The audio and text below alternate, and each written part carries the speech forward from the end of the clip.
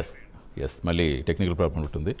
Yes sir, Shafi గారు, so ఎలా చూడాలంటే ఇప్పుడు యువతకి ప్రధానంగా వాళ్ళు నేర్పించాల్సింది ఏంటి సార్? ఇప్పుడు ముఖ్యంగా స్వామి శ్రీనివాస దయానంద సరస్వతి గారు చాలా చక్కటి విషయాలు చెప్పారండి.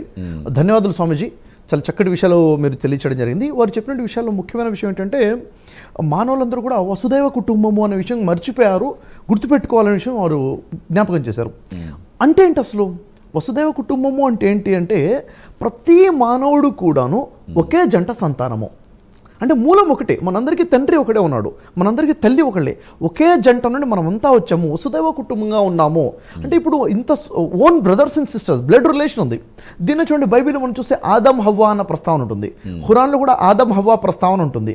యాక్చువల్గా ఆదం అంటే ఏంటి అంటే చాలామంది ఆలోచన ఏంటంటే ఈ ఆదం అంటే ఏదో భాషకు సంబంధించిందంటే కాదు.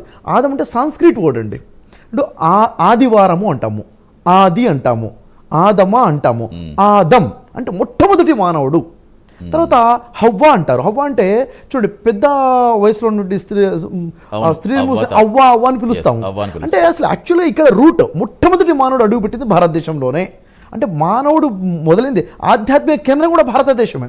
మొట్టమొదటి దైవవాణి ఏదైనా వచ్చిందంటే సంస్కృతంలోనే వచ్చిందని చెప్పాలి. అంటే అసలు ఇక్కడి నుంచే మానవుడికి పుట్టుక వసుదైవ కుటుంబం అండి. మానవులందరూ కూడా ఒకే తల్లి ఒకే తండ్రి సంతానము. అందుకే చూడండి, మనందరం కూడా బ్లడ్ రిలేషన్ ఉంది, ఒకరికొకరు బ్లడ్ డొనేషన్ చేసుకోవచ్చు, కులమతాల సంబంధం లేకుండా.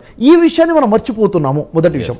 ఇంకో విషయం ఏంటంటే ఏ ఆధ్యాత్మిక వ్యక్తినైనా కానీ మతంతో సంబంధం లేకుండా మీరు దేవుడిని ఇష్టపడతారంటే దేవుడిని చాలా ఇష్టపడతాను అంటారు అందరూ కూడా.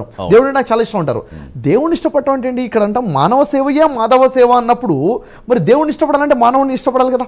తోటి మానవుని ఇష్టపడకుండా నేను దేవుడు అంటే నాకు ఇష్టం అంటే అది ఇల్లాజిక్ అయిపోతుంది. కంటిన్యూ చేద్దాం సార్. సోనీ గారు జారీ. ఎస్ అండి. ఎస్ సార్, సోనీ గారు, సో మీ గురించి